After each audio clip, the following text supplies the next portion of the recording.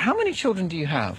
84. 84. Yeah. Congratulations. Thank you. 70 wife, my. 17 wives. Yes. That's a lot of wives. Yeah. I have one wife, which is enough. Yeah, he can understand you. Maybe. Hello, what's your name? Mohammed. Walid. Sultan. Abdullah. Sarah. Hello, Sarah. Hussein. Adia and... Hanan. Hello, Pahar. Nice to see you. Did you know that you're the 84th child in this family? This is 83. Number 83? Yes. Another one, 84. 84. Yeah.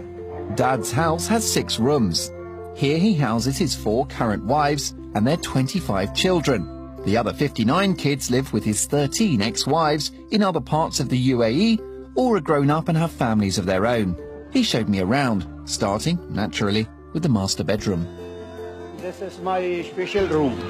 This is my bedroom. Very, very This nice. is my bedroom. I sleep there. I look this TV. Yes. Behind my wife, this. Yes. There. May I ask you, when did you lose your leg? 99. 1999. 1999. What happened? My car accident. Oh, really?